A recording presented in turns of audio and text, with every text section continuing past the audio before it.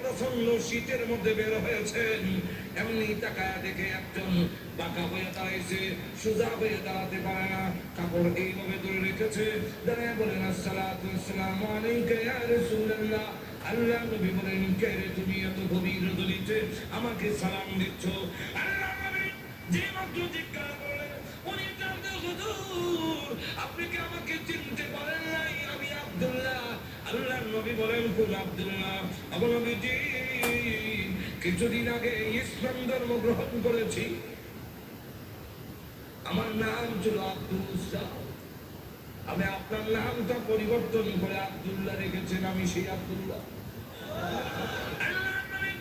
বলেন, আমার আব্দুল্লাহ তো ধনী বাপ চাচা, তার বাপ চাচা ধনী ব্যবসায়ী ছেলে, সকাল বিকাল কাপড় পরিবর্তন করে আসতো। আজকে তো দেখা যায় গায়ে কাপড় নাই, একটা কাপড়ের টুকরা পরিধান করা, সোজা হয়ে দাঁড়াতে পারে না, তার লজ্জাস্থান খানি হয়ে যায়, হাত দিয়ে ধরে রাখছে কোনো রকমে কাপড়ের টুকরা।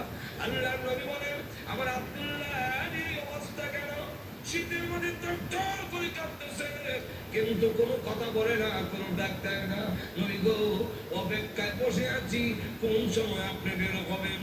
আপনার নোনালি চারা যদি এক নজর দেখতে পারি, তাহলে আমার অন্তরে আর কোনো দুঃখ থাকবে না।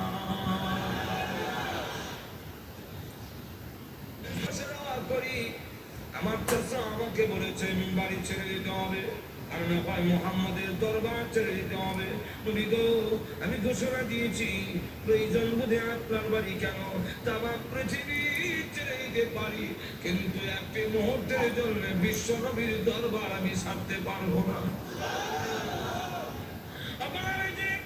আমাকে বাড়ির থেকে বের করে দিয়েছে, বের করার সময় বললো কাপড় চোপড় গুলো দিয়ে যাও, এগুলো তো আমাদের। উদ্দেশ্য হইল আমি অঙ্গ হয়ে গেলে এটা যাবো না, লজ্জায় তখন ঘরে বসে থাকবো, আপনার দরবারে আসবো না। আমি তখন আমার চাচাকে জানিয়ে দিলাম, ওগো চাচা, কাপড় হারাতে পারি, ইজ্জত সম্মান হারাতে পারি, আমি সর্ব হারাতে পারি, কিন্তু আল্লাহর কসম ঈমান হারা এক মুহূর্তের জন্য হতে পারবো না। আজকে যদি শরমের আর ইজ্জতের ভয়ে কাপড়ের জন্য আমি ঈমান হারা হয়ে যাই, মৃত্যুর পরে কবর থেকে উলঙ্গ হয়ে আল্লাহর দরবারে উঠব, উলঙ্গ অবস্থায় জাহান্নামের মধ্যে যাওয়া হবে। আমার কাপড় চোপড় গুলো রেখে দিয়েছে, আমি আমার মার সঙ্গে ধরে বললাম, মা গো, আমার একটা কাপড় দেন না, আমি আমার লজ্জাস্থান রেখে বিশ্ব নবীর দরবারে যাবো। ওগো মা, একটা নজর যদি আল্লাহর নবীকে দেখতে পারি, তাহলে আমার মনে আর কোনো ব্যথা থাকবে না। এই বলে হুজুর আমার মা একটা কাপড় দিয়েছেন, কোন রকমের লজ্জাস্থান রেখে আপনার হুজুরের সামনে এসে বসে আছি। কোন সময় আপনি বের হবেন, আপনার চেহারা মুবারক একটা নজর দেখার জন্য বসে আছি। নবীজি তার করুণ কাহিনী শুনে বিশ্ব নবী পর্যন্ত চোখের পানি রাখতে পারবেন। আল্লাহ নবী জানতে বলেন, আব্দুল্লাহ আমার ঘরে হুজুরের শরীফা, এই মেয়ে আমার ব্যবহারের দুইখান কাপড় তোরে দান করলাম।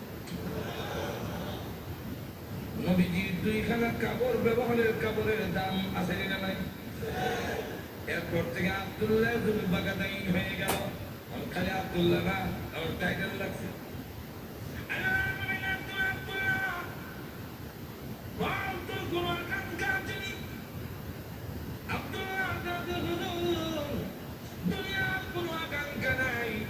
আপনার কাছে আমার একটা দরখাস্ত, নবীজি আপনি বলেছেন শাহাদাতের মরণ হইলে মরণের কষ্ট হয় না,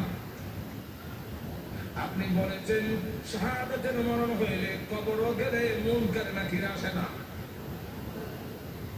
আপনি বলেছেন শহীদ হয়ে মরলে কিয়ামতের মাঠে কোনো হিসাব কিতাব হবে না, বিনা হিসাবে জান্নাতে যাব। তাই আমার দরখাস্ত, ওগো নবীজি আপনি আল্লাহর কাছে বলুন আমার শাহাদাতের কামনা যেন মহান আল্লাহ কবুল করে নেন। নবীজি দোয়া করে দোয়া, রসুলের দোয়া, হাত উঠাইতে দিদি কবুল হইতে আল্লাহ নবী বিশ্বনবী রাহমাতুল লিল আলামিন দোয়া করে দিলেন। এখন আব্দুল্লাহর জন্য দোয়া কেমন কবুল হয়ে গেছে। তবুকের যুদ্ধে গেলেন, কিন্তু তবুকের যুদ্ধটা হলো না, ফিরে আসবেন। আব্দুল্লাহ রাস্তার মধ্যে অসুস্থ হয়ে গেলেন, সেখানে তিনি ইন্তেকাল করলেন।